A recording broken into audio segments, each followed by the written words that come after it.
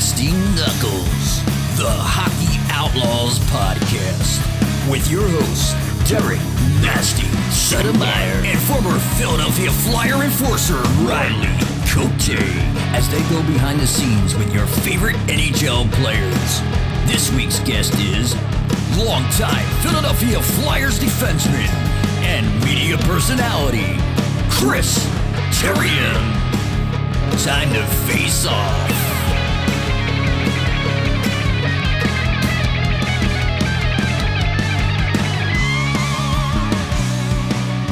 All right, welcome back to another episode of Nasty Knuckles. What's going on, Nast?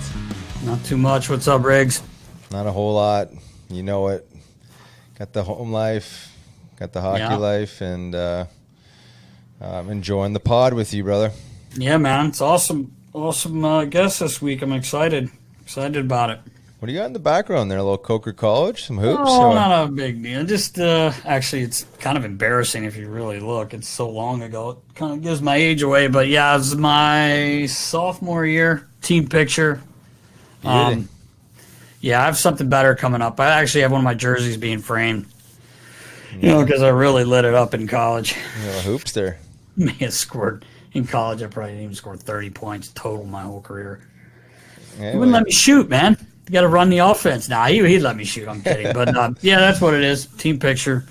But what's going on over there in the old Cote household? You know, I just came back from a little hockey practice. You know, 5-year-old half ice. Oh, yeah. Grind time. Lots of fun. Oh, yeah. That's fun. Yeah. I did a little bit of that this weekend. Elvis had 3 games on Saturday. Ooh. A bit of a shit show. I played at 7 at the Igloo, and we had to drive over for an 8:50 game. Literally, every one of us took our kids out of the car with their gear still and threw them into the rink, and they went out for warm-up. I mean, they literally just made it in time for the game. But, as you may have seen, the Nasty Knuckles snipe of the week came from old Elvis. Finally got his first real goal. Hate to say, his first goal he ever scored was in his own net. And I didn't have the heart to tell him. It was honestly it was awesome, but it was like, you know, you're like, dude, scratching your head. And he couldn't have been a better shot. He actually got down on the one knee and kind Bill Crosby. Yeah, because it's exactly what I look, and I'm like, that's the wrong net, bro. And he came firing over to me to the glass, and he's so excited. What do you do? I'm like, good job, but what were the rest of his teammates doing? And everyone's laughing. Well, some of the kids, you know, they were going, "What are you doing?" Because he shot it. This was a year and a half ago, but anyway, he got his first goal, and it was really exciting.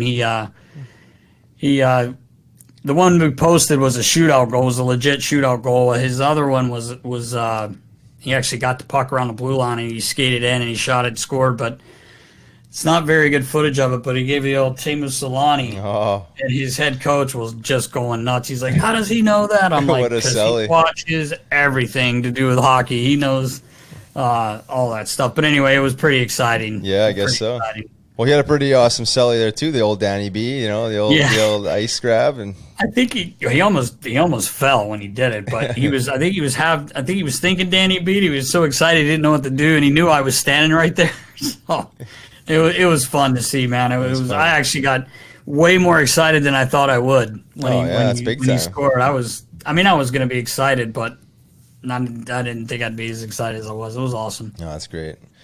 Yeah, I'm still waiting for Kinsley's first snipe. That'll come. She's having fun. That's all that matters. It took him a while. Just got to get her in the pile and get her to just pursue the puck a little more. So that'll be a win for me. She was telling me earlier when you left the mic there. She got on there and she said she was just asking everybody to go. Yeah, right. She wanted to chuck them a little bit, but originally I had to tell her to, you know, just get engaged a little more and, you know, and just kind of like get after it. And then she started blowing up her own players, and I was like, "Whoa, Kins, you gotta at least attack the opponent here, not your own teammates." So we're getting there. Yeah, it's a process. That's cool. It's a process for sure. And so much fun. Yeah, it is. It is as raw as it gets, right? So this week we had an interesting week with the Flyers. Anyway, seems like half the team ended up with COVID, which is unfortunate because they had 2 games. Yep. That they had to play. I felt like I don't know what you thought. I thought they still should have beat the Rangers. To be honest with you, they were right there. He couldn't be too disappointed with that game. The game in Lake Tahoe kind of got away from him. It was close for a bit, but it's tough when you're missing that many guys, especially probably 5 forwards that are easily in your top 2, maybe 3 lines, but most of them top 2 lines. Yeah, no, for sure. And I think the Bruins are in the Flyers' heads going into that game, and missing 6 bodies certainly didn't help. But yeah, I mean, they didn't generate any offense, and suspect defensively. But again, we can't really put a whole lot of stock in that. You're missing that many guys, but certainly the Bruins have their number this year, and hopefully they can get out of that funk somehow. Pasternak's got their number for sure. I think Pasternak's got everybody's number. Yeah, man. I know, he is insane. Kid's special. God, is he a good player? Yeah. I remember talking about Pasta his first year before the game. They were playing in Philadelphia, and Razor was playing, Ray Emery, and he actually said to me before the game, he was looking at the sheets, you guys got with everybody's stats and all that, and he was like, Pasta was 18 years old and only a few months, maybe like just barely 18. And Razor was like, look at this kid, 88. He's barely, he just turned 18. He ended up with a hat trick that night. Oh wow! Pasta scored. He was a rookie and he scored a hat trick that night. Yeah, but anyway, yeah, he's a heck of a player. I really believe in my heart, though, man. Like, I think in a 7-game series, I know it doesn't look good right now because they've lost every game. Tough to count last one with all the guys out, but I got a question for you. What do you do if you're one of these teams? Say, you imagine Boston, top 5 players getting COVID when the playoffs start. What do you do? Does the league say we're not playing? It's a good question. Yeah, I know. Yeah, I mean, you got to follow the protocols, right? You talk about a shit show. Yeah. Like, that's like, it's not really fair that the guys couldn't play because some games have been canceled. I don't know how they constitute canceling a game when Flyers had 6 guys out.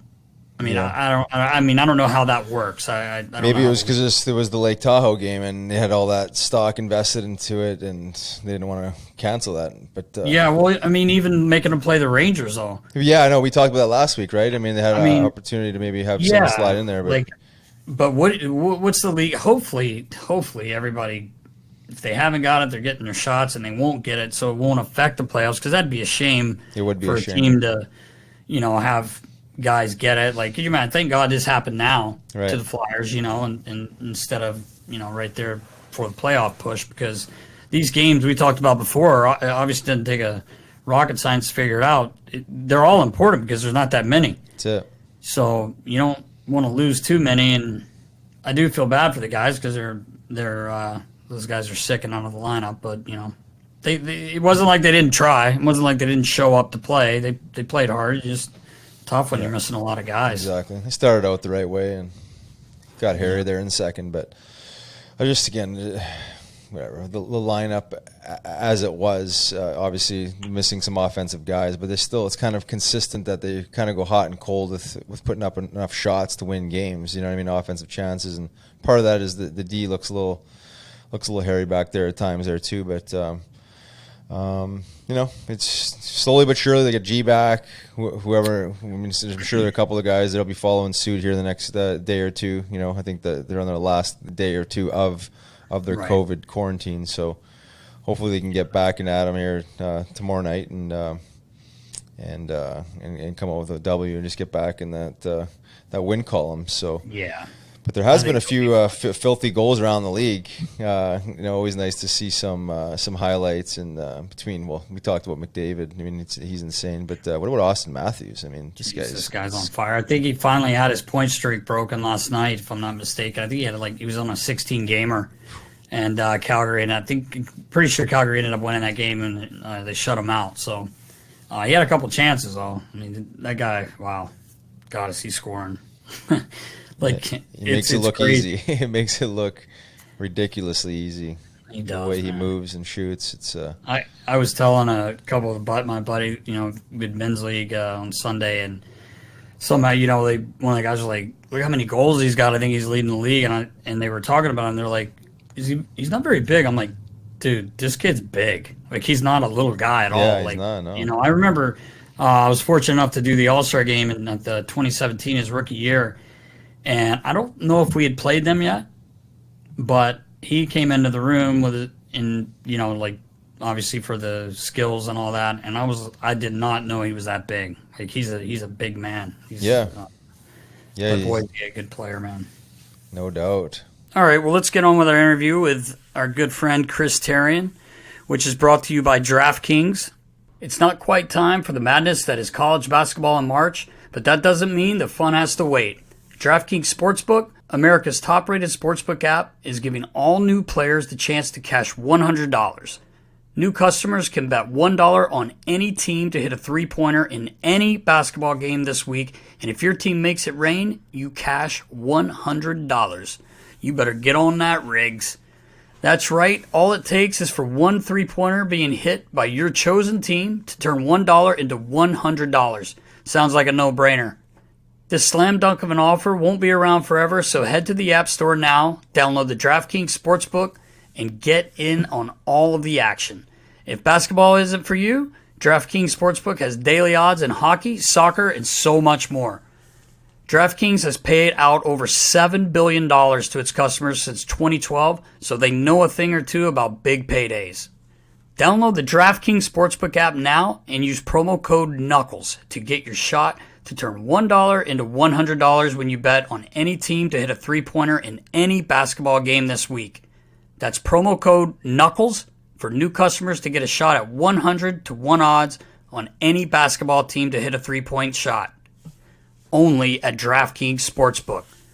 Must be 21 or older, Pennsylvania only, new customers only. Restrictions apply in partnership with Meadows Racetrack and Casino.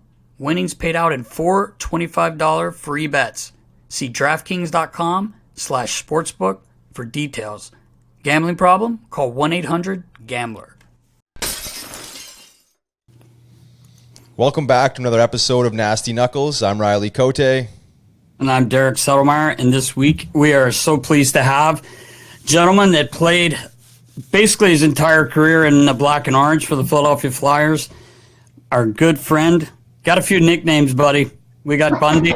We got the Mad Dog. Mr. CHRIS Therien, ladies and gentlemen. Guys, I can't tell you how great it is to be on with both of you. Two of the guys I played with over the years that I just loved. I mean, terrific teammate, Riley. Derek, you're still a teammate. I mean, the trainers are always teammates, and I'm so excited to be on with you guys. I know we're going to have a lot of fun, and we'll get down to some serious business here. Yeah, we appreciate you coming on, man. I know you got a lot going on within your family life and your personal life. You got a few projects brewing. So, I really appreciate you carving out the time for us today. Thanks for having me, guys. Anytime. I'd love to. Right on. Well, I'm not even sure exactly where to begin. I mean, you had a nice career. You know, I mean, you talk about hockey careers, and not too many guys can play 12 seasons. And like Nasty said, I think all but 1 year you were with the Philadelphia Flyers, which is impressive enough in itself. So why don't you talk us through, I mean, maybe your career and the evolution of the game. I know it's maybe a little bit packed there, but, you come into the league, it's still old school. And then I think when you retire in 05, 06, or after that season, it was essentially the new NHL. And then you get into broadcasting and you've seen this thing evolve. So talk to that. You know what, Riley? It's interesting you say that, because I will say this. I had I grew up in Ottawa, Canada. I ended up taking a completely different route than most guys took. I ended up going to Northwood Prep School in Lake Placid. I know you guys had, I maybe up there 1 year, Derek, for camp. It was a complete curveball that my dad had thrown. I think he felt I needed a change of scenery. I quit hockey at 14 for an entire year, and I skied. Oh wow. People hear those stories sometimes, and you're like, wow, Michael Jordan got cut from his team, but I got cut in the fall by 2 hockey teams. And one of the worst parts was my dad got asked to help on the lesser team, and then they cut me from that team too while he was a coach. So if you want to talk about getting kicked right in the balls, that's as much as you're going to experience at the age of 14 years old. So you know what? I stepped back. He said, let's give it a shot. And I went off to Northwood as a 15-year-old. Ironically, this place was a hockey factory. They had the kids going that year. I think they had 11 Division I kids on that team. And I went in I went back a year because we still did 5 grades in Canada to grade 13. And so I repeated a year to get more American history and all the, the stuff that was requirements down here. And I think that, that ended up being a good decision for me. It gave me a year more of high school, gave me a little bit more preparation at the time. I was a young kid because I was a December birthday with my hockey years, and you know how famous that is over time. But my first year at sophomore year, I played on the JV team at Northwood. Still, but I felt like I was coming along. And then, as I tell people, I had by the end of my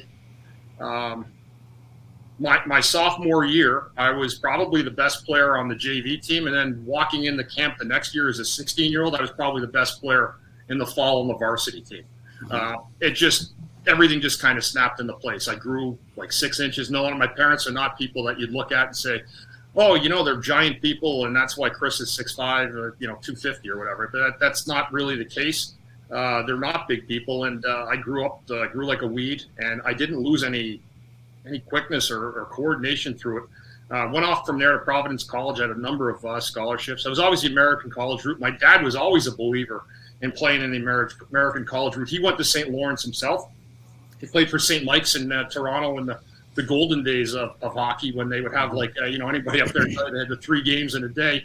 The junior B, St. Mike's team, the junior A team, and then the Toronto Maple Leafs at night would go off, and they'd have 17,000 people there for those games. So he had a rich history of hockey coming, from my dad. And, when I look at the Northwood decision, I look at that as a case of a guy really believing in somebody, especially when you lay all your money, on your kid at the time, where, you say to yourself, is it worth it? I know my dad had to dig into his pockets pretty heavily at the time. We didn't have a lot. I think it costed $10,000 US to go to that school a year then, and that was a stretch for him. But we made it happen, and all better for it. I ended up going to Providence for 3 years. Had a really good career in the Hockey East. Played with some, and along the journey here too, guys, I played with some great guys. Craig Conroy was a teammeate of mine at Northwood. He went on to play over 1,000 games in the NHL. Riley, you'll love this one, but people say, "Oh, Northwood Prep School," it's not be perfect in maybe today's game. But Jay Miller and Chris Nyland went to Northwood. Oh, wow! Interesting. Yeah, you talk Knuckles. Knuckles. Wow! I had no idea. In the league. Yeah. So again, Tony Granato went there. Michael Richter went to Northwood. They had a lot of interesting characters. I went to Providence. It was 3 years. I probably, I guess in hindsight, when I look at it, probably should have left after my second year. I didn't. I stayed my junior year, which was a mistake, but I ended up, as a result, getting selected to the Olympic team in '94. That's right. So that was pretty cool to get around, travel the world, see different places, a lot of the European countries, spending, Christmas in Russia, which, I'll never forget because it's just so awesome over there. And, so that's kind of where I stood. Well, the Russians are all going to come down on me now. But, so I had great experiences. And then the next year after the Olympics, I ended up right after the Olympics. The Flyers had not made the playoffs. The Hershey Bears were.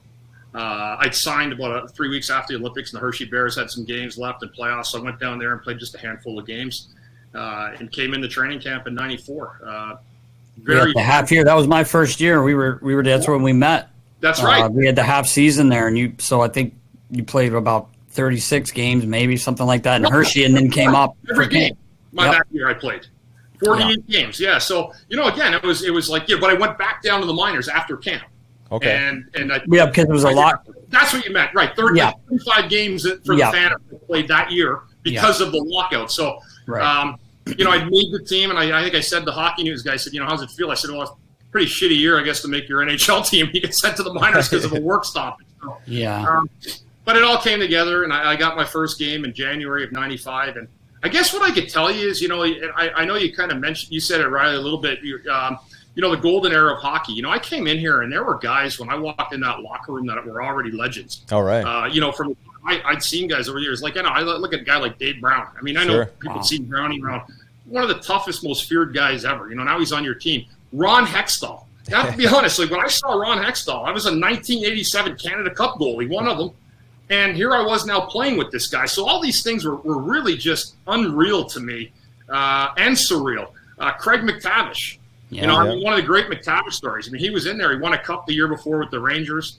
And he came in and he was a guy that I think Clarkie wanted to bring in just to, kind of get some leadership in there for, a guy had won a lot of cups. Lindros was still young at the time. But Mac T was a guy, we'd seen him all those years with that helmet off. And I don't know if you remember, Derek, when they that sports guy, I think he's out in Anaheim now. He's a writer or the radio guy. And they tricked him one time when we were in Nassau Coliseum, and they said to him, "Hey, McTavish forgot his helmet." Yeah, he's still there too. He's the radio guy there. Yeah, and he went around calling people back in Philly to try to find the guy's helmets. Well, I used to send the kids, which I never understood, guys that had worked in the room. Usually it was a newer guy. I'd be like, "Oh my God, could you go grab 14's helmet, please?" They'd come back 5 minutes. It's not in the stall. It's not underneath. It's not. I'm like, well, it's got to be up there. Like, we didn't leave it, And finally, they're like, wait a minute, he doesn't wear a fucking helmet. It's classic. But anyway, I loved it because even then, like, the helmets were. I mean, everybody wore a helmet except like McTavish, probably Brad Marsh, maybe at the end there a little bit. But when I see a guy out there skating around with no bucket on, I'm thinking, man, this is like old school. It's so weird, isn't it? Think about that. Like, I mean, he was the last one. Yeah, you see him, you're like, fuck, I hope that guy doesn't get run over. He's got no bucket on or so. But, that's kind of what it was. And I guess, when you say it, too, and then you come in and then Eric Lindros is on the team. And, at the same time, you're this has been a guy that the whole world has been following for probably 5 or 6 years to that time when I got in that locker room, maybe longer. So there was a lot of big faces, big names in that room. Kevin Dineen. And it was a transition year. My first year was a real transition year. Clarkie came in and, that's the year the infamous Mark Recchi trade for Johnny and Rico. And, of course, that trade became very important for my career. And, and maybe the greatest trade Flyers have ever made, and certainly Clarkie's ever made. I love Mark Recchi. Mark Recchi was another one that I came in with, too. I mean, this guy had like 140 points one year, in Pittsburgh before he was there. Yeah. So he was already well on his way to a Hall of Fame career at the time. Yeah, it was intimidating. I don't know if the game's the same like that, guys. Like, I guess people could walk in and see like a Connor McDavid or, Nathan McKinnon, Austin Matthews, and you're saying to yourself, wow, these guys are superstars. But back then it felt like every team had like 5 or 6 guys that were just legendary type of players. We can go back in history and they didn't move around much either, like guys can now. Guys were kind of there where they were. I mean, there were obviously trades and things happening. Like 99 got traded, correct, but a couple times. But you're right, man. Like, I was in Florida my first year. Yeah. The next year I'm with you, your first season, and you're right. Like, we had Roddy Brendamore there too. I mean, there's just so many guys, and it was wild because in Florida, not to take anything away from everyone, but it was. Basically, Clarkie did an unbelievable job there because he pulled people that no one wanted and missed the playoffs by 1 point in the inaugural year. Obviously, Vegas did a way better job, but it's a different game, too. They end up going to the finals their first year. But anyway, it was, even for me coming in there and those guys, it was a little bit different than it was for me in Florida. Yeah. Yeah, and you know what? I mean, and that's tough, too. But I'll say one thing about Clarkie, though. Every team he'd been with, Minnesota, the Flyers, Florida, I mean, he always put a team on the ice that had good character guys, good locker room guys. He had value for them, those type of people. Riley, you guys were ones yourselves. It's hard to. It's. I don't know if the times are different because there's too many cell phone cameras or there's too many reporters around. But there was another way of living life in the sports world that we saw. The three of us saw, and a lot of your guests have seen too. So, for me, it's just a changing time. I think it's a different. It's not. I say the sport's not worse for it. It's just different. Everything's different. The game has changed. Outside of the rink has changed. All of it has. Yep. So I think it's how you adapt to that and, and still find a level to compete as hard as you can on a nightly basis. That's the challenge. That is the challenge. So what do you think of the modern game? I mean, again, from two polar opposites, right? You come in the league and you're saying the Dave Browns, the Chiefs, and whoever else is floating around on the team at the time. And then, and then say, when you're retired, the new NHL, right out of the lockout. And then, today's day, game is, even stretched further? Like, what are your thoughts about, say, the evolution in the current game? I think the biggest thing, Riley, for me is the physicality. When I did the NBC gig and I was between the benches. Yep. I'm going to be honest with you. If I didn't have Wayne Simmons down there most nights, you wouldn't have heard a church mouse down there. So for me, the years I was there with Simmer, and I love Wayne Simmons. He was a guy that was kind of transcended through time. Right. He didn't belong in the league the way he was playing in 2016 and 17. He didn't. He was just so authentically old school that I loved it. I was down there, and he'd come by, he'd say something on the bench, and but I didn't hear enough jarring. I remember guys coming by. There was every time a guy would skate by a bench when we played. If you were close enough, you were hearing it from everybody. Yeah, everybody. The coach, the player. I went by benches when the same guy came by. Same shit. Yeah. But now it's almost polite. Yeah. It's funny you say that, Dog, because over the last few years, and even you probably heard it too, being in the middle of the benches when you were linesmen, and I know they're told to do it. I'm not shitting on linesmen, but guys start chirping and they're like, "Hey, cut it out! Can't do you can't even talk." Like, it's crazy. Like that's gamemanship to me. Like even in a men's league game, you got guys chirping. I know it's way different. It's a way different thing, but you can't talk shit. Like that's crazy. I think you're absolutely right. Like you can't say anything. If you call say a certain word or call someone a certain name, you could be in serious trouble, and rightly so. I mean, when it calls every name that they'll call somebody now and call it a very offensive thing, we've heard in our careers on the ice. So like that's 100%. I think the one thing that I find truly different though with the game, the way it is today. It's not so much the style. There's a lot of skill, a lot of transition and puck possession. But the thing that probably pisses me off the most is to see as many free passes as you get. A guy like me came in out of college. I wasn't like Dave Brown, right? Like I didn't come from the Midwest, a farm boy, where he grew up and he loved fighting, right? Like he loved it. Yeah. Riley was as tough as they came, a heavyweight when he played. So for me to be respected by my teammates once in a while, you have to do something that's uncomfortable for yourself. And that's how you gain respect of your teammates. So once in a while, fight. Most people, Riley, I know you know this, about 95% of the league genuinely does not like the fight. No one really truly wants to get punched. Exactly, right? Right. So true. And I saw you did. I mean, you were tough as fucking nails, And then we had guys like Brashear.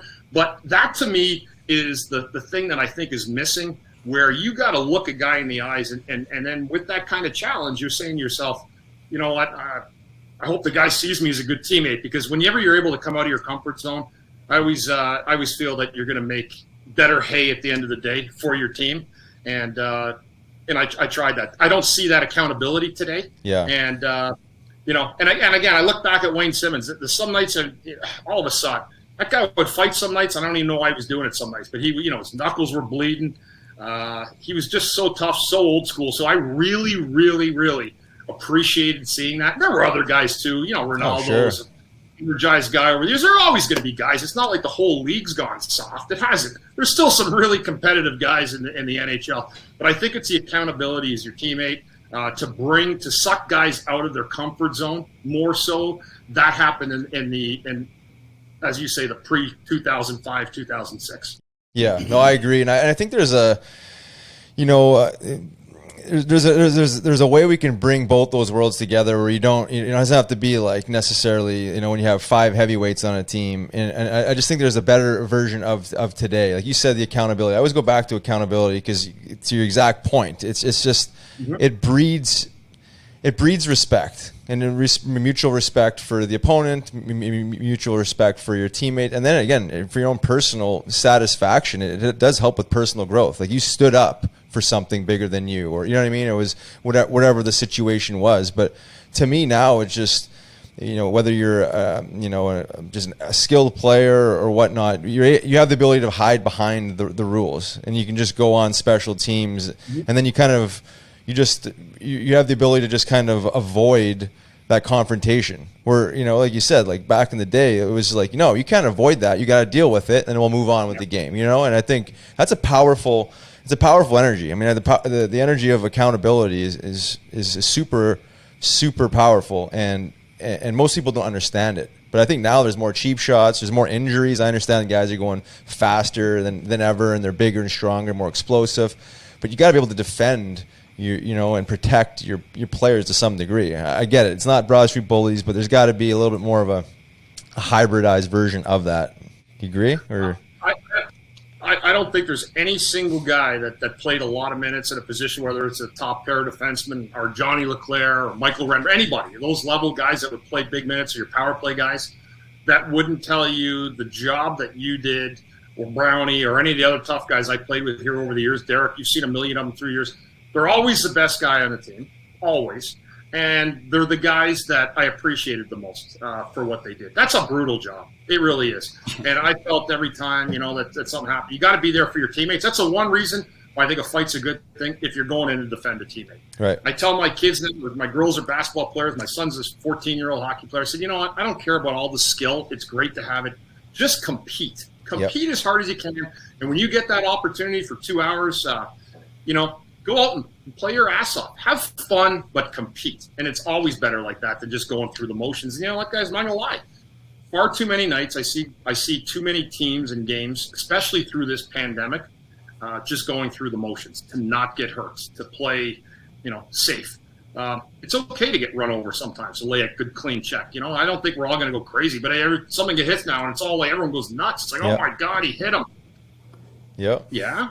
Yeah. It's illegal. Dog, a little bit. You kind of brought it up. Walking in your first year into the locker room, and then that trade Clarkie made. Mark Recchi, like what a player, what a guy. I mean, unbelievable guy. But it makes that trade. Eric Desjardins, Rico Desjardins, like what a player, man. And he ends up on the team, and along with Johnny. But I'm bringing him up because of playing defense, and you being with him. It's an interesting story how I got to play with Rico, Eric. I'll call him Rico because we only know him as Rico. Yeah. Fans, we know him as Eric Desjardins, but we used to just know him as Rico. My first 2 years, I played a lot with Yuskevich my first year. There was only 48 games. Rico came, I think, after the fourth or fifth game. So he had played with Kevin Howler in Montreal before. Yeah. So Kevin Howler and him were a pair. The next year, Clarkie actually had some notion in his head that I might be more offensive than I'd shown. And your second year in Providence, you put some sick numbers up, bro. Yeah, I had more than a point a game, and I was on the in power. College. As a D-man. Yeah, as a D-man in college. I was known as a guy that was not a great defensive defenseman coming out of college or on the Olympic team. I was just a good skating guy, could make good plays offensively. I had a pretty good skill for big, and I had good feet. You can skate. For a man your size, you're a really good skater. So that I played that, but when I got in this league, I realized if I was gonna last and I was gonna be an integral part of anybody's franchise moving forward, especially the Flyers, I had to be really good in my own zone and be accountable defensively. So did I take a little bit off offensively? I did, probably. I mean, I wasn't certainly getting up the ice the way I once did, and I think slowly through my career I transitioned into more a totally defensive guy. But my third year is what changed everything. It was a 96-97 season. I played I think the stat. I played 155 games straight or something for the team since I came into the league. And then around Christmas time, Terry Murray came up to me on the bench, and I played a game in Ottawa. It was actually in my hometown in Ottawa, and I made a soft play. It was not a good play. It was at the end of the game, and they won the game. And Terry kept me on the plane after and said, "We're going to give you the night off tomorrow. You've had a couple, a little bit of a rough week. It's not a punishment. We want to get you back up to speed and get you, watching a little bit more from the stands for a couple games." And anyway, it lasted 9 games through about 15 of the Flyers games. While I was there, I had to deal with 4 shutouts while I was out of the lineup. And I can't believe I don't remember this. I was like, I'm not going to lie.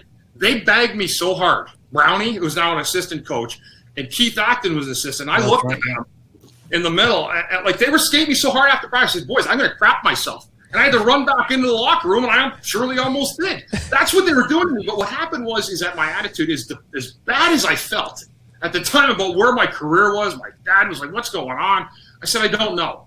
But that was the point in your life and your career where I said, okay, you know what? I'm at the fork. I'm at the fork in the road, which every player goes through, I think, unless you're a star talent. And I took the road that I needed to take. You know, I came in determined, and when I came out of that 9 games out of like 14 or 15, I played about a week after that with I'm not sure who the defenseman was at the time, but Terry Murray called me in and he said, I don't know what you did or what you didn't do, but you're a different player, and you've earned the right to play with Desjardins. So I'm thinking to myself, holy Jesus. Turn of events. You're talking about going from the doghouse to the outhouse to the doghouse to the doghouse back up to the penthouse. Now I'm going to the penthouse. I'm not even in the outhouse anymore. But and when I started playing with Desjardins, it was just like chemistry that was just unbelievable. And, you know, he was an easygoing guy. I was kind of the louder guy. But, you know, we played almost a decade together. Big minutes for this team, minutes. Just you guys know, just a tremendous human being. Oh man, awesome guy, standing hockey player. I mean, I can't tell you enough how good this guy is. I think you know, but I felt very fortunate to have been there. You know, people said to me sometimes, "Well, you play with Desjardins." Yeah, you had to earn that right. Yeah, he earned that right to play with Desjardins. So, you know, every time I kind of wonder about what kind of career I had, I that's kind of my own like little test to myself. Say I played with one of the best defensemen in the league for almost a decade as my partner. He loved playing with me. He used to say, you know, I like playing with you because you always want the puck, and that's a good thing. Instead of one guy having to handle it all the time. But we had great chemistry. That year in '97, I mean, we went on to have a dynamic playoff run that year. I think I was second in the league in plus minus at the end of it. I was leading going into the finals. And it just wasn't in the cards for us. We lost to Detroit. Yeah, they weren't bad. Yeah, right. They were a pretty decent team. What a lesson for, say, well, anybody, but for young hockey players, hey? Because it's like adversity is inevitable. It's just how are you going to deal with it, right? I mean, the fork in the road happens a lot more often than you think, you know. And it does. And it's how you respond to it, right? How you deal with that adversity. You know what? And I'm not going to lie, guys. There's not always, not every day in this world we deal with adversity the right way. For sure. You know, I was watching my daughter's game earlier in basketball. She fouled out. She threw the clipboard after. You're like, and you know what? She called me after the game, really upset. And so I'm probably going to get suspended. But, you know, I mean, again, I don't like that kind of stuff. But at least there's a little bit of, there's a little bit of piss and vinegar. Yeah, exactly. Somebody that really struggled this year. But, you know, again, that's girls basketball. And I told her, don't worry about it. We don't always do the right things, but we try. I think genuinely everybody tries. For sure, yeah. I mean, everyone gets frustrated now and then. And, sports are emotional, whether you're playing basketball or hockey or any of these team sports. I mean, everyone's been there. And it's a learning experience, right? I mean, she probably reflects on it and says, well, maybe I overreacted and should have dealt with it differently. And next time, you just deal with it differently. Was it Izzy? No, it was Izzy. I mean, I'm not going to lie. They're 0-10 now. They were winning the game. Oh, really? Yeah, they've had it. And she's a great player. The problem is, it's just a chemistry thing. You can tell they lose every game by 3 or 4 points. It's unbelievable. So she got fouled out with 2 minutes left. They were down by like 4, and she came back pissed off and threw the clipboard right against the wall. And it was a national TV game. So, again, that's a great lesson because you guys have kids, right? That's my kid. All right, I'm not happy about it, but at least I look at it like you're going to regret doing it, but at least you're showing a little bit of fire too. Well, yeah, exactly. Yeah. 100%. I've done stupider things, when we're losing end of games and stuff like that. Just like it's just like it's like no one likes to lose, and you're losing. I didn't know it was 0-10. She was 0-10 there, but yeah, I mean, there's something's about to bust open, and you lose, you get frustrated. It's just the way it goes, But it could be a lot worse. Yeah, I was going to bring them up, actually, your 3 daughters, not to leave Christopher out, but the girls, hell of basketball players, all 3 of them. Lex's, she's signed with Boston University, right? She did, yeah. So she'll be going there next year. That's the plan. Signed her national letter of intent back in the early spring, and of 2020. And then the girls, luckily enough, Izzy committed to Loyola. And then, I thought it was a perfect fit when they asked Ava. Ava's there too. So I got two sisters in college together, 2 hours away. It was great last week. They had a day off of practice. They had practice in mid-afternoon. And, I put a picture up. They just came home to see us for the night because they had the next day off. And I thought, that's really cool. Yeah. I don't think Alexa's very happy about that because she's realizing now that you can't just jump in a car from Boston and head home in a couple hours. Yeah, right. So it's different coming from Baltimore than it is coming from Boston. Yeah, so they're all basketball players, and you know what? Like I don't know how that's why I always joke. I said I do men's hockey and girls basketball, and that's pretty much my stuff. Well, as you said, Chris is just a little player. He plays around here. And he's not little. Yeah, he's like 6'2", but he's 14. He's 14. He's 14. And again, it's fun. I don't know if hockey's his thing. It might be football. I don't know. But as long as he's happy and he seems like a happy kid every day, and that to me is the most important thing. And the girls are too. Even when she threw the clipboard, she still was happy after the game. And I think that's all it matters. Right. Yeah.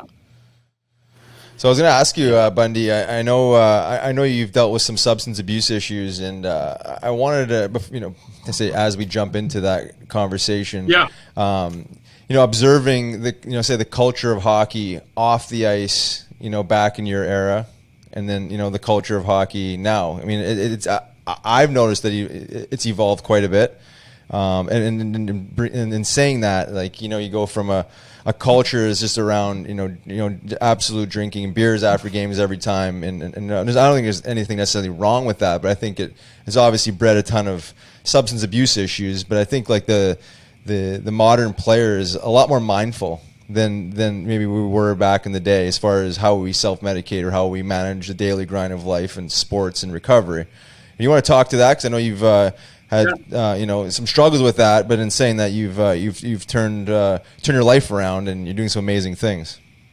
My entire journey, I think in life had come to this point of where I'm at, and I'll tell you guys a story. But I played. My last year was 2005, 2006, and I had a clear and present affection for alcohol by that time. I think it started during the lockout in 2004. It was bad. I probably shouldn't have been playing, but early in my career up until like 2000, I was kind of I'd go out, I'd go hard like anybody, but then as anyone knows with alcoholism or drugs, it's especially alcoholism, it's a fatal and progressive disease. It will only get worse unless you handle it. And I found myself in 2005, 2006 in one of the worst places I'd ever been in my life. And how did that end? I was drinking a lot. I was on I was basically on a vodka wagon, because beer was too heavy and I wasn't even eating anymore. And I got a concussion in early January. It's amazing things people don't know. And you know what? I had a terrible year even with the fans. Like they were booing me. They should have been booing me. They really should have if they knew like that was going on. I looked at it at the time and saying to myself, like you're playing like shit. And it's probably because you're drinking. So it's hard to perform at a high level when you're living that hard, It is, and the one thing with me that I'd always had and I always thought was, man, I hate this. Yeah. I don't like living like this. There's nothing fun about it. The fun was long gone, probably 3 years before. And when the 2004 lockout came, it was almost like the pandemic for guys that had a little bit of some money in their bank account, and you're told you're not going to play hockey this year. So what do you do? Yeah. And I'm telling you, I know one thing, that lockout caused a lot of personal problems for a lot of guys in the National Hockey League back in 2004. It certainly was my springboard into full alcoholism. And then by 2006, I went behind the net in the Rangers afternoon game, the last game I ever played, and I went back to get a puck and my head hit Chico, Robert Esch's shoulder pad. I went down, I was kind of blurry.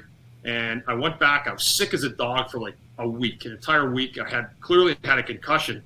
And instead of really handling it, my alcohol, I started drinking with the concussion, and I was just long gone by then. So I didn't even know how to make, a step to say, here, I got to come back, or I want to try to come back. I didn't even know how, because I didn't even know after that if it was a concussion or alcohol anymore.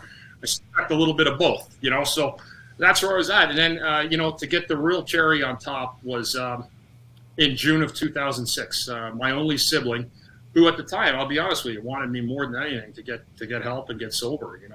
We talked about it probably 6 months before that. and she died. She died of a sudden cardiac death in June 17th of 2006, and she was on a life support for a week. And the worst 2 weeks of my life. I don't think there's ever anything worse than that. When I got home to Canada in early July, I called the league, Dr. Sean. I said, I got to get help. I'd actually called them before my sister's incident happened. And I said, you're not going to believe this, but this happened to my sister. We're not sure her status until she did pass a few days later. And I remember the doc saying, don't stop drinking. Because you try to be a hero sometimes. You can get yourself in a worse case with withdrawal. Yeah. And the DT that come with it. And so 2 weeks after she passed, I was in a 30-day detox and rehab facility up in Karen, which is in just up in Reading area. Mm-hmm. I came out of there and I got I got a couple of years. It was first time I felt like kind of relieved, but I wasn't really living like a life where I was just abstaining from drinking. I wasn't really living. Right. And I think you hear that a lot. And, sure. I'm not a guy who is pushy. If somebody calls it, I don't care if you drink or whatever. You come over if you're here. You're welcome to. But I'll get to why that's okay now. I went 2 years and I started doing some Flyers work. I did some pre and post game, and I really felt like I'm focused here. And in the summer, a couple of years later, I ended up going off on a bender again, and that happened a few times through my time. I separated from the work I was doing. I was only doing radio at that time, and I was pretty good about it in terms of trying to stay. Everybody knew that I had a problem, so they were always watching. And I said, I don't want to deal with this. The last time I took a drink, was that day. And the reasons for it. I have amazing kids. I did it I did not want my kids to be burdened by a drunk. There's no way. I didn't have kids. I didn't want to bring kids on this earth or on this planet for them to have to deal with a father who was a drinker. There's no way. Yeah. So I got right into the program. I went there. I'd get up at 6:30 in the morning every single day for 100 days. Wow. And Flyers games or not, tired or not, didn't matter. I put the work in.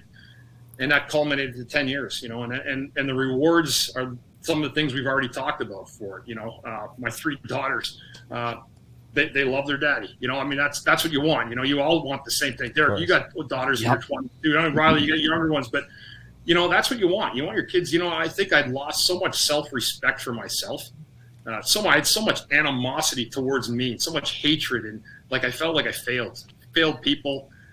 Failed myself, and that really wasn't true. I just had a drinking problem. Right. I remember Diana, my wife, was saying to Bob Clark had called her in 2006, and he said, "I'm really concerned. I'm beyond just saying stop drinking. I'm really concerned with Chris."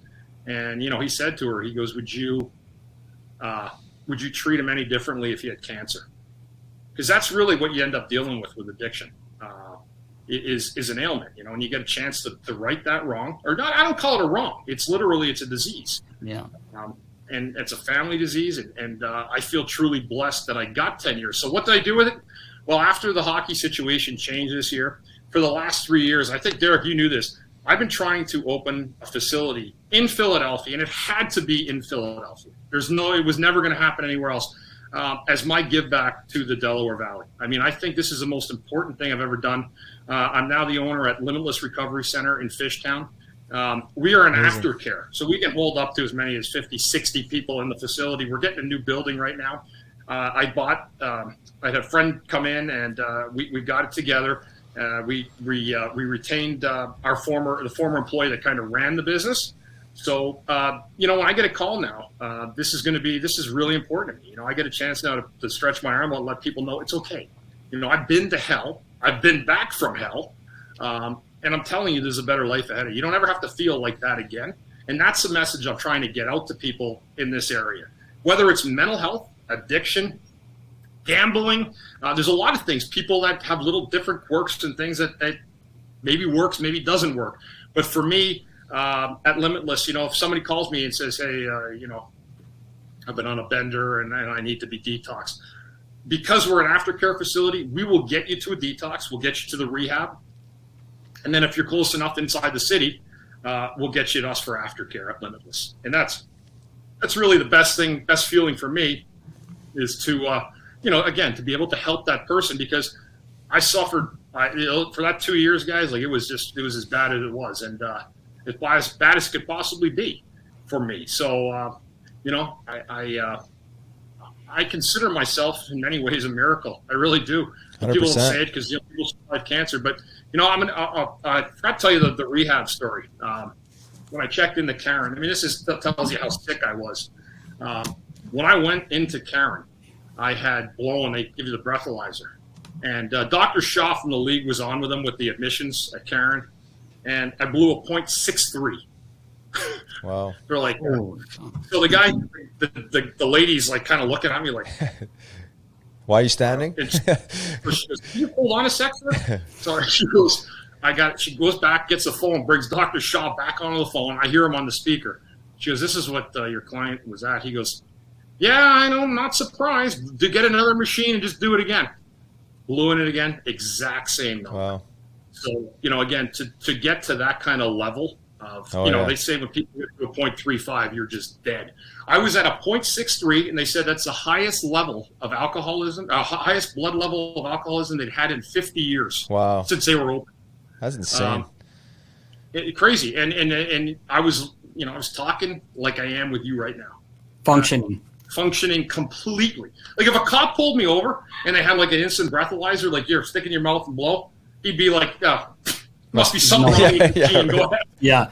But I have a million stories, or I don't look back at my past as something that I want to put in the closet. I don't. I had so many great times. I mean, even earlier. I mean, we're partiers. Guys, you play in that league, you come up in that, and I don't regret any of that. I'm not putting any of those experiences I had on the back burner and make them go away, because that's what shaped my journey. That's what made me who I am today.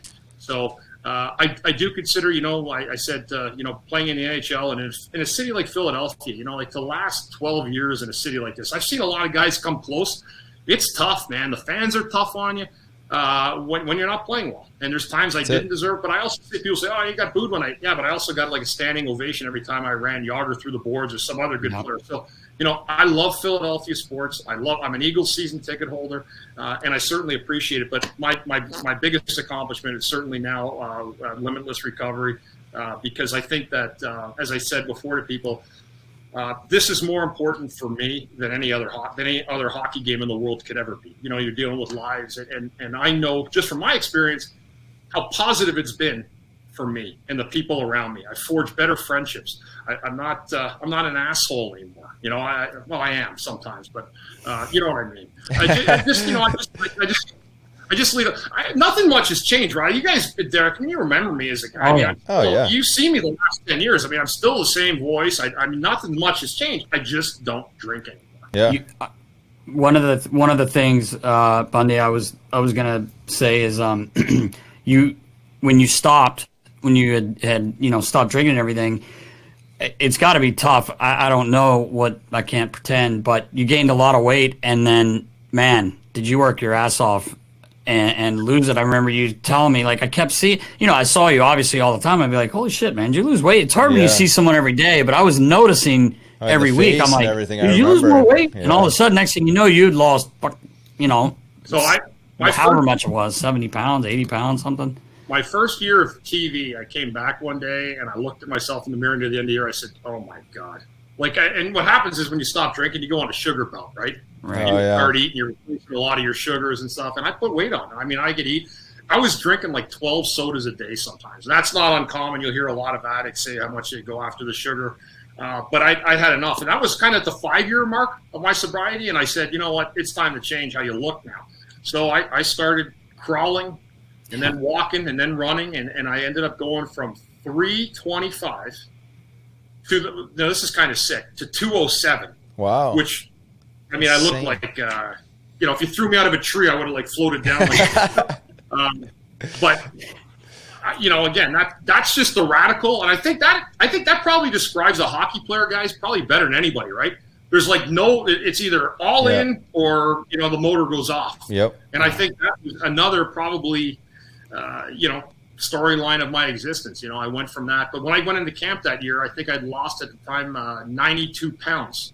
when I went in. So I was like 231, and that me at 231, I actually have abs again, which is I don't have now, but I had them again, and I wanted to make sure I did because I'm not sure how long it's been since I actually had them. But that was important, and again, that was another thing. I looked at my kids. I wanted them to see me working. I wanted them to see me pushing myself, even at like 44 years old, to say, hey, Dad's out there pushing his ass. He's soaking wet. He's working. And I always felt like, exercise. And Riley, I know how much health means to you and what you're doing.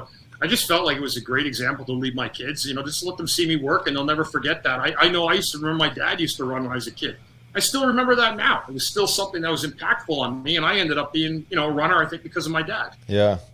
Well, it's showing your children, self-care, right? I mean, it's like if you just kind of like stayed the same and you're not showing any growth or any change, then what lesson is that for them, And I wanted to mention what I find fascinating about your approach to limitless recovery centers is that even though you've gone through the traditional AA program, you're a little bit more progressive in your thinking, where you see the value of say products, CBD products, or THC cannabis-based products in conjunction with withdrawal as well as actual back end recovery as far as managing inflammation and pain, because God knows, I mean, I guess I was somewhat blessed in the sense that I had the ability to obviously choose which path I was going to go down, and I say I avoided a traditional substance abuse program by leaning on these tools just based on a gut feeling and intuition and whatnot. But everyone's managing pain and inflammation, and I saw that you almost have to be a Buddhist monk to be able to withstand these programs, which most people don't have that discipline quite yet. That's something to work towards. But I just think what you're doing is very progressive. The substance abuse world is evolving, and you're seeing this new type of hybridized model of when you say sobriety, what does that really mean, and what I mean, and defining that and comparing it to other substances. But I do appreciate that you've opened your mind to these possibilities of actually using these other tools in conjunction with sobriety, but obviously under the context of them being mindfully used and with intention. I think that's always the most important piece, is how you're using them. Because I know a lot of these substance abuse programs still don't. So you want to talk to that a little bit and maybe your experience with it? Well, there is a little bit of a changing of the guard in the community. I mean, I think in the last 25 years, the Percocet problem has become a heroin problem. It's the same thing, right? The guys that go up and get their pills would then end up getting, running themselves into major problems where you'd have to go into recovery for the painkillers. So, we saw it happen. It's happened to numerous athletes over the years. Sure. I mean, it's kind of a pick your poison. But I will say one thing, Riley, with treatment now, there is an influx, and it is coming, where THC is becoming more prevalent in the recovery community. CBD as well. It's calming. It's calming substance for people. So we're not using it yet. But there might be a time in 6 months or a year or whenever where people say, hey, you know what, this is kind of becoming the new thing. I mean, in terms of where they're at with that, if you have a little pain, you don't need a Percocet. You're better off smoking a joint. I'm serious when I say that. 100%. And they talk about a gateway drug. When you talk about gateway drugs, I don't see it like that. I see it like if kids are getting illegal drugs, unfortunately, most of the time their dealer probably ends up having heroin on them as well. Right. So there's a vicious cycle. The problem with alcohol is it's on every corner, right? Like you just drive up in your car and it's sitting there, and no one's any worse for looking at you differently because you're drinking. Like, oh, this guy going to a liquor store. But if someone goes into Camden, and I hear the stories all the time of people buying heroin, and it's crazy. Yeah. It's that's never been my thing. I tell my, I was raised, like typical Canadian. Drugs are really, really bad, but you can drink. And that's the world we're living in, right? And the unfortunate thing is alcohol is very physically dependent. It really does, down the road, rob you of your spirit somewhere where, you can actually die from physical withdrawal. From actually going through withdrawal, which no other drug you can, which is hard to wrap your head around. But It's nice to see that you're open to that new world. And when I asked you earlier, it kind of teed up the conversation around substance abuse. I feel like the modern day NHL player is so much more in tune with their body. There's less and less drinking, and there's so much focus on recovery and taking care of their body. These guys are like Greek gods, and they invest so much time and effort and money into them being high level elite athletes. Your performance can't go up and down. I think you've seen that traditionally over the years. Why can't that guy can't be consistent? Well, because he's drinking, he's not drinking, he's drinking. I think most of these guys now, whether it's CBD products or some sort of cannabis-based THC product, they're more guys are using these again mindfully and intentionally for recovery than going after a game and mindlessly going and getting shit faced. You know what I mean? I think the culture, the philosophy has changed a little bit. Yes, they're still drinking, but I think the guys are a little bit more in tune, and therefore I think you'll see over time less addiction because they're it's like they're just using a different type of tool. Like they always said, the booze is a fuse, and that's usually what ends up happening. I mean, I've seen more trouble, guys. No joke, come from alcoholism than any other drug. For sure. At the end of the day. Yep. My message, again, I'm just saying with Limitless is, yes, we have a care facility, but I also, by talking to you guys, by talking to people in general in the Philadelphia, in the Delaware Valley, it's a Delaware Valley experience. So if you're struggling in this area, I want to be that guy. But I want to erase the stigma of addiction. I was once a piece of shit. I looked at myself like that. I did. And I have to remember that to understand how far I've come. But if you're there, I mean, you're going to feel down on yourself. You're going to feel like, something's hurting. It's okay. Right. It's okay. That's what I want you to know. I've been there. There's a lot of other people that have been there. And I, honest to God, guys, like when I tell people this, I'm more sincere with this than any other thing I tell people. If I got sober, you can get sober. I promise you that. 0.63. That is heavy metal stuff right there. And it's not a bragging thing. No, for sure. I'm just saying my level is at. And if I got it, then you can get it. I hate when people say, this or this or that. No. If you want to get it, you'll get it. Yeah, well, that's it. I promise you. And that's one thing I'll tell any addict or alcoholic or someone who's dealing with mental health. We have a mental health program as well. Stick with it. Just stick with it. I promise you it's going to be okay. If you want it bad enough. And life doesn't change. It only gets better. Yeah. Well, that's the key right there, right? It's like how bad do you want it and how much are you willing to commit to fixing it, Because you said all you hear is excuses usually, whether it's drinking or overeating or this or that.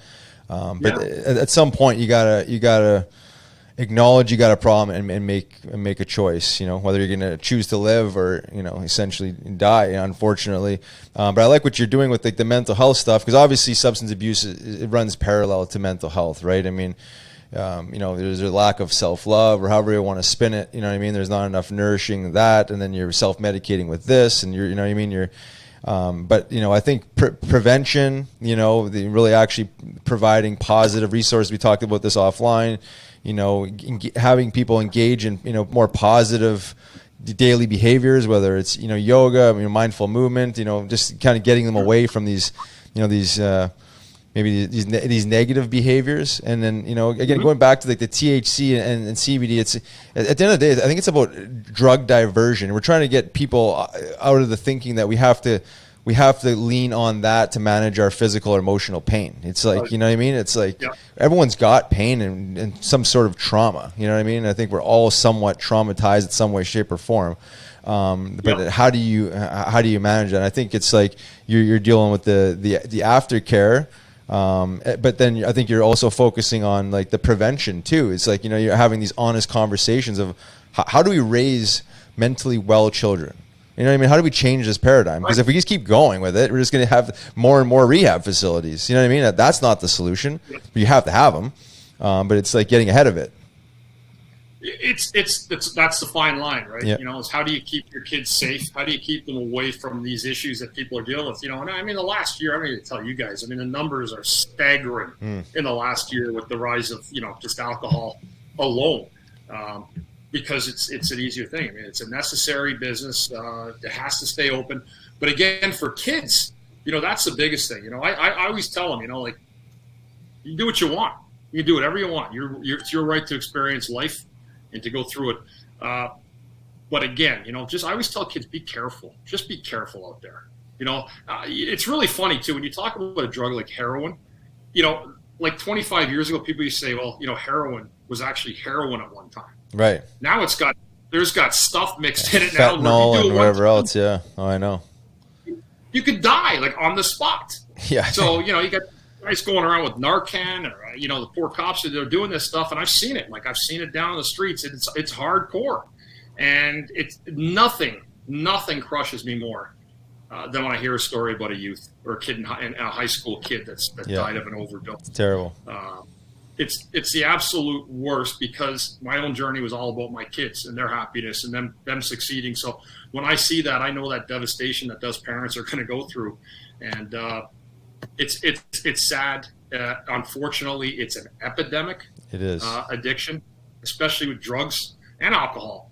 And really, until we become more aware of it, more people speak out, more people have had issues with it, to bring it to the forefront, to make it a prevalent thing, and let people know the dangers of it, but let them also know that if you are going through it, you're not alone, and you can get help. You really can. There are people out there who want to put an arm around you, give you a hug, and let you know that you're not alone on this journey at all. Yeah, it's super powerful stuff. But it's amazing that you were able to function and play, but you knew it was not right. It wasn't good. It wasn't completely controlled by a substance. Yeah. It wasn't me. It was, and I'm not using it as an excuse. I mean, that was my choice at the time. I'm always accountable to what I did, but I was completely controlled by a substance. Yeah, it's wild, and so many people are. That's a scary thing. So for as many success stories are of this like you, there's so many more dark stories, I feel. You know what I mean? So we need more of these. More of these positive stories, but maybe over time we can reduce the amount of these types of stories. You know what I mean? Again, by getting ahead of it and maybe changing the culture a little bit. But educating people. It's just education, let them know. right? Yeah. What? Listen, this might happen to you, and if it does, yeah, you control you. That's the one thing I tell people. You control what you want to do and who you want to be. That's it. No matter what. Every day you wake up with that choice.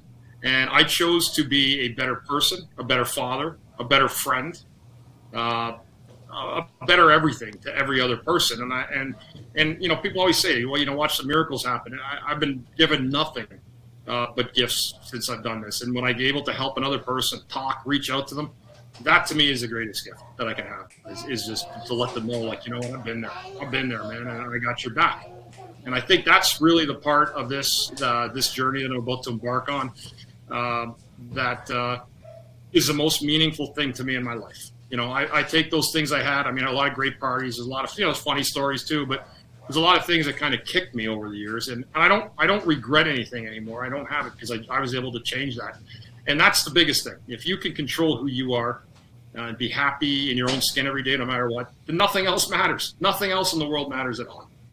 That's the truth. And when you start actually loving yourself and showing yourself some self-respect, you're able to exude it and get and give it out a lot more, right? I mean, it's hard to really give that attention, that love, and and the help and all that stuff when you can't even help yourself. So you fix yourself first, and then you're able to extend that. I think that's. I mean, obviously you're doing that within your family, but now with Limitless Recovery Center, which is amazing. So props to you, man. You said you don't be so hard on yourself. He's like, well, I was a piece of shit. Like, everyone goes through their shit in life. You know what I mean? I think what I'm learning is to be more accepting of my past and some of the things that I've done. You know what I mean? Not beating myself up. You call them mistakes or you call them your lack of judgment. But I think all you can do is learn from it and like you have and move on, right? I mean, there's no sense in starting beating yourself up and look forward, brother. It's like anything, you lose the cup one year, you got to look to training camp. Move your foot forward. But that's exactly it.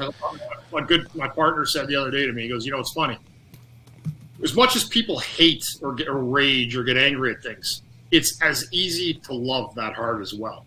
To be able to tell someone, to be able to support somebody like that. So, I mean, we've seen a lot of rage over the years, right? It's if you want to talk about a male, there's no more male testosterone place you can go on this planet than an NHL locker room in the 60s, 70s, 80s, and 90s. Right. 2000s. That's true.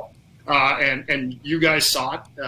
But, again, that was my proudest moment, was being able to represent the city, to play here and played hard. My teammates would look at me. That's one thing I look at. I think my teammates say, this guy played hard. He came to play. I did. Yeah. I don't think I cheated him. I wasn't great every night, but I came with the right attitude. And really, you came to play. I came to play. You always came to play. And I think that's the biggest thing. It's like, that's the message I give my kids. Just compete hard, go play, enjoy it. It's supposed to be fun. It's got to really be. And luckily for me, addiction really didn't come in until after the lockout. I was a boozer, but I could stop where it wasn't controlling my life. So it never really afflicted me till my last year. And I wish it didn't, but that's life, and we move on from it. Yeah, well, lots to learn, and so much to give from it, So, yeah, props to you for identifying and changing. So you're going to help a lot of people for sure. I wanted to switch gears here a little bit, before we wrap up and maybe get back to a little hockey talk. I know you're a fun guy. You're a little bit of a jokester and prankster. I mean, between yourself and or any teammates, tell us a story about the best prank you've seen in your career. Whether it was you or... I've seen some good ones. Yeah, I know you have. I'm going to tell you this one that was really, really good. Johnny Leclerc and me were roommates for almost a decade. So I played with Desjardins for a decade, but I ended up rooming with the other guy they got in the trade. Boy, did they win that lottery, yeah, right. Huh? Yeah, right. So me and Johnny, we get to we're in Washington, and we're coming from the road somewhere. We played Washington on a Sunday, so I get up to the room really, really quick. And I grabbed the chocolates. Those bedside chocolates? Like sure. They put on the thing, and I unwrapped them, and I pulled Johnny's bed back, the sheet, and I threw them in the bed. And I make the bed up again. He's like on the second or third elevator. So Johnny, Johnny's just sitting there after the game. All he wants to do is sit in there and chew and watch TV all night. You should see the lippers this guy would put in too, right? Half a fucking can. Oh, yeah. There's like half the thing out there. So anyway, he's in there. And guys, I can't begin to tell you. This might have been the funniest one-on-one thing myself, where I self-laugh. Johnny gets up out of bed to go take a leak or something. He's got fucking chocolate all over his body. Two or three pieces of this stuff. And I said, holy jeez, what a mess. So what does Johnny do? He gets up and he goes... Eats. It could have been like some guy took a shit in the bed or something. They left it, right? He goes, it's all on his chest. He goes, oh, man. The fucking maid left chocolates in my bed. Oh, man. I'm sitting here going, the last thing I would have done is touch my tongue. Yeah, the last thing I would have done, man. The old taste test. I can't believe you did that, Johnny. So I've done some other good ones. My first year, Dave Brown was, I capped with this one. My first road trip was in Boston, and Brownie was my first roommate on the road in Boston. How tough did you feel? Oh, when you're on the ice with Brownie, you can do anything you want. Anything you want.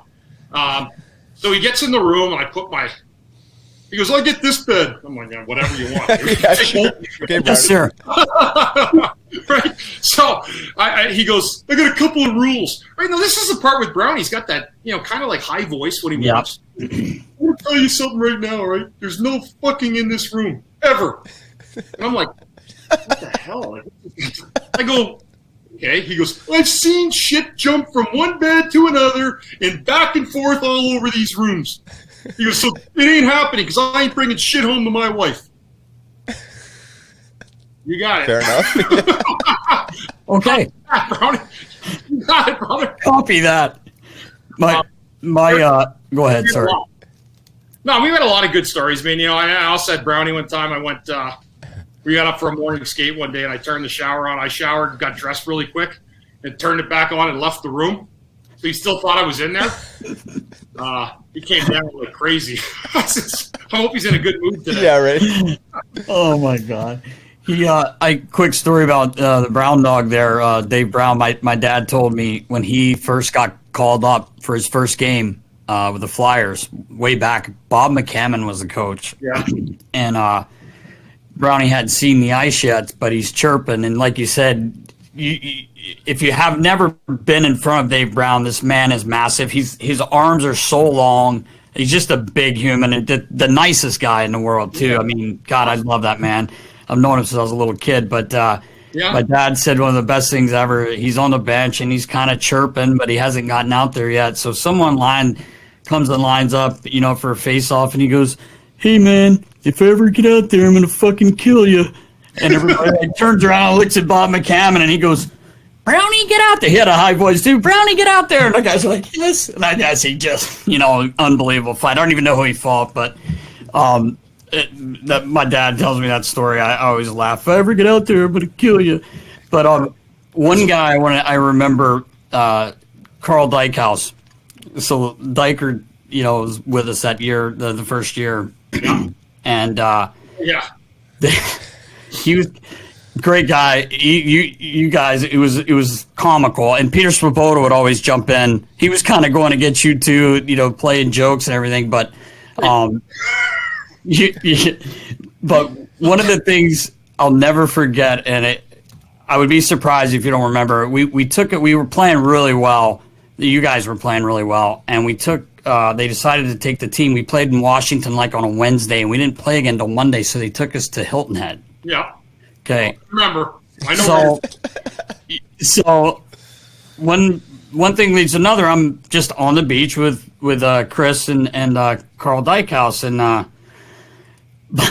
Bundy says to Dyker. Now he had red hair, real fair. Obviously, he's a ginger, fair skin, and he's out there. He's got obviously it was warm out. I think it was in March, so it was a little warmer there. So we got our swim trunks on, but we're not in the water. We're just walking. And Bundy says to Dykers, you better throw some sunscreen on, and he goes, "Oh, I did. I put on 60 proof." And he goes, "No, it was 30 proof in the room." And Dykers goes, "Oh, I put it on twice." That's the truth. And me and Bundy just looked at each other. We're like, "Did he just say that?" He put the 30 on twice and said it was a 60. Oh yeah. Yeah. He goes, "Oh yeah, I put it on twice." So me and Dog just turned and look at each other. Dude, we were crying. We were laughing so hard, man. Diker lived right across from me at Main Street in Voorhees when I first moved here. We're both rookies together. And Diker was a good guy, man. I mean, he's really, really awesome guy. He was. And I went out and bought one of those little Bose systems. At the time, it was like $3,000, right? At the top of the line, and RF remote, and I was living life. I had to connect it around my house. Well, Diker comes over, and like an hour later, he goes out and comes back with the same thing I got for his apartment. So for 3 weeks after, I would come home after a hockey game, and I would hit the remote from my balcony and turn on his entire system in the house. So for like a month straight, he'd come in the locker room, and he would be sitting there in the morning, and he'd be getting dressed and find his skates and look up, and he'd go, "I think my apartment's haunted." Tell the defense in the corner. And for forever. And I'm sitting there going, "Holy Christ, you got to be kidding me," right? So went on again, and Peter Swoboda, as you said, Derek, when he came in, I mean, they walked back, and Diker had complained now for like the 10th time. He goes, there's a goddamn ghost in my apartment." He goes, "There has to be." He goes, "My speaker comes on at 3 a.m, the TV goes on." And Swoboda goes, "You fucking dumb fuck." He goes, "Fucking Bundy goes on the balcony and turns it on every night." And Diker was like this. "Huh? How'd you do that?" What? Oh man! Oh my God, that is classic. Hey Bundy, did you play with Shel Samuelson? I did. Yeah. He was my partner my second year. Like I said, he was big. Big slab of granite. Big slab of granite. Big slab of granite. It was on the back of one of his hockey cards back in the day. They introduced him as a big slab of granite. So good. Yeah, I played with him, and I roomed with him. You did, eh? I roomed with him my second year, and then after that, it was all. You got to have a good Sammy story. Oh my God, I have a ton of them, and I love Sammy. I love Sammy. That's why I'm trying to get one out of you. I'll tell you a great. I'll tell you I had a million of them, but this is a good one. I remember they said, always be like a good teammate. As I was talking about, sometimes you have to fight. So one night he gets jumped by Jeff Odgers in San Jose. Odgers is in San Jose. Oh yeah, he's tough dude. Yeah. So he's tough. Farm boy from Canada. Yeah. he grabs Sammy, and I'm like, well, I can't let this happen right in front of me. So I go in and I grab Audrey's, and I take the fight for Sammy. I get kicked out for third man in, and I go back in the locker room, and there's only a minute left in the second period. Shell got a penalty, so he was in the box. And Terry Murray comes in where I'm getting dressed and, sitting there, and he goes, great fucking job. That's the way to handle it for your teammates. And I was like, thanks, Murph. He goes, it's really good stuff. 30 seconds later, Shell comes around the corner. He goes, you fucking dumb fuck. I knew you were going to say that. He goes, I'm not doing any of that. He goes, what are you doing? I'm like, so I'm thinking to myself, like, what am I going to do here? How do I win? I got the coach saying great job, and I got the 50-year-old defenseman telling me you dumb. You used to call me you fucking dummy. I love when he'd say that. Oh man. And again, he's another guy. Like, we're friends to this day. I love Shell Samuelson. Yeah. Just a great guy. But those are the relationships we had together over the years. Was just good guys, man. Really good guys, and a lot of it was all in good fun. Sure. But Sammy was just how competitive he was. He's still that competitive. Very competitive. Some kid jumped in to take a fight for him, and that's what he was thinking. Yeah. No, for sure. I remember seeing like some of those old school like '80s Flyer fight videos and the line brawls and stuff like that. I used to, because I coached with Sammy and worked with him with the Phantoms and stuff, so I have a good relationship with him. But we'd always bust on him. He'd always be like in the background of the video, like holding on to someone's shoulders, and he was like, "Oh yeah, just riding the bus, just driving the bus." He's just like holding on here. He's like, he never actually engaged in a fight. He would just kind of like stand there and isolate somebody, but. I love Sammy. I mean, you talk about intensity. You're not going to find a guy more intense than Sammy. I don't think. Always tell Big Duke. That's what some of us call Sammy, right. Big Duke. Shell.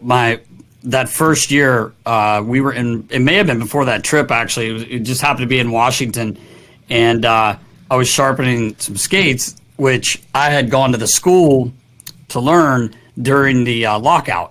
When you, Chris, when you went to Hershey and played those 30-game, whatever you guys were playing, there was nothing going on. So Mr. Clark sent me to that skate sharpening school, Maximum Edge. And so I knew what I was doing, but I just didn't do the skates like in front of you guys, just, because I had never, no one knew what I was doing. I wasn't doing them a lot. I was just doing a few here and there to help out. And he walked in like, in the street clothes, and I'm sharpening his skates, and I'm 23 at the time, and just I'm all excited. I know how to do skates and this and that, and I'm doing his skate. He walks up and he puts his arm on me. He goes, "Oh, young Derek, whose skates are those?" And now he knew they were his. Who else had feet? Yeah, size 16, 306 Tukes on them, and or maybe even been bigger. But I was like, "Oh, this is yours," and he goes, "Great," and turns and walks away, and I'm like, "Well, there went my confidence right out the window." And I tell him that every time. I always say it in front of his boys too, and he's like, "I didn't do that. That's not what I said." And I said, "It's exactly what you did." Told him last year with his son Matthias. Now he's been in the Buffalo organization. I think he's up, but I said to him at a dinner last year. I said, "You know what, Shell? If he's only half as good as you and me, he'll be an all-star." That's pretty good. So, kids got still a great guy. Sammy's in his 60s now, so just shows you how much time passes and flies by. Time does fly. That's one thing. It does. Yeah, it does, man. It certainly does. Well, Bundy, we appreciate your time, man. I know we're about an hour and 15 minutes here or so, but really appreciate connecting with you and talking some shop and hearing from your about your new venture here, your passion play. So good on you, and look forward to doing more stuff with you in the future here, because I think man, there's lots to cover. I don't want to sound like a grandpa, because I'm not, but I'm really proud of you two guys. I mean, I played with you. I love you. You both know that. Great teammates forever. And, I know every time I get to see both of you, there's always nothing but kind words and funny stories that come along with it. So you're doing great things. We'll see what the future brings, guys. But thank you so much for having me on. And, life is a highway. I want to try to ride it all night long. But that's right, baby. That's the truth. Tom Cochran. That's right. Tom Cochran. Well, appreciate it, Bundy. We'll talk to you soon. Thanks, brother, man. That interview was brought to you by Settlemyre Skate Sharpening. For the best sharpen in town and all your hockey needs, visit settlemyreskateSharpening.com. And Body Check Wellness. For all your CBD and functional medicinal mushroom needs, check out bodycheckwellness.com.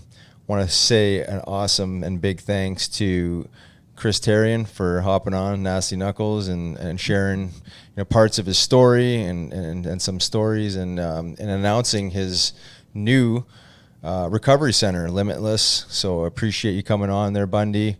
What an awesome guy. Really appreciate his time and obviously his personality and everything he's poured into it. Yeah, he's a great guy. I mean, I can't believe how I think we kind of touched on it, but I've known that guy since '94, man.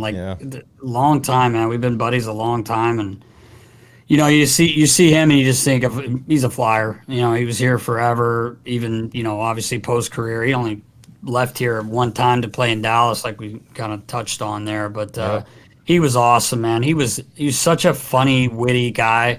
I know this when we did, he a couple good stories there, but he really touched on the struggles that he had and how hard it was. It was more, on the serious side, but it's, I'm proud of him that, he's able to talk about it, because it's not something that's, he's not, I wouldn't say he's ashamed. He said he's not ashamed because it's what it is. Yep. And, he's fought through it, and, his kids were a big reason. He didn't want to let them down, and I think we all feel that way. Anyone that are parents, you don't want to ever do that. So he was just a great guy, man, a really funny guy. And he played a long time. He was a good player too. I mean, I don't know if, people realize that, but he had a good career. And like he said, playing with Eric Desjardins, he was a big man. He could skate. Oh yeah. He could skate, man. For sure. Yeah, so. No, it's great to see him doing well in life. At the end of the day, it's really what it's all about. And it takes a lot of courage to accept and admit that you have a problem and actually do something about it. So he didn't just get sober; he took it a step further, and now he's helping people that are struggling the same way he had with their recovery. So, really nice to see someone do something so positive with their platform. So, we landed up launching this a day late because he's announced this today, and big day for him. It's a big day, It's big day. So I wish him the best, and we're gonna get him back on for sure, and get into some stories, because he's got a lot, man. He's got a lot. He's got a lot of stories. I didn't have the balls to tell him this, but we kind of touched on Carl Dykhouse there. When, Dykers would always come up with some good ones, not trying to be funny, like the 30. Oh no, I put it on twice, so it's 60 per. Yeah, right. Yeah. I'll never forget as long as I live. But there was a time where Peter Svoboda was always messing with those two. He was a big-time prankster, and it had been about a week and nothing had happened. And I didn't have the balls to say this. Now he's going to hear this. Now he's going to know. But I was like just being an idiot like I am, and I'm like, God, nothing's really happened here in the last week. So I took some Vaseline out of the medical room, and I put it all in Pete's helmet. Oh, man. He was always the last guy going out. And I'm sitting there acting like I come walking in the room knowing that he's there, acting like I'm just straightening up, grabbing hangers, and I'm talking to Pete, and he's a funny guy anyway. But I'm waiting for him. He puts the helmet on. As soon as he puts it on, what the fuck? What's going on here? And I'm like, those two. I'm like, what is it? And he's like, there's Vaseline in my helmet. I went, Bundy and Dykers, man, they just can't leave it be. Oh, I'll get them. So I started. Stir the pot. So he didn't. I don't know. We didn't talk about this part, but we were in Buffalo, and he went in the room and just flipped everything was everywhere. But I kind of got it going again. That was retaliation for the Vaseline? Yeah. Oh man, that's beautiful. I didn't have the balls to tell him, but now he's gonna know. But it was still. I had to get something going, man. Oh yeah, that's the stuff that keeps the locker room loose, man. You gotta have the pranks. Yeah, you have to, man. There were lots of them with those guys. Yeah, so we'll definitely get him back on, because I know he's got a deep vault of some pretty funny stories. He's not short of them. So But yeah, man, it was awesome. It was nice to catch up with him.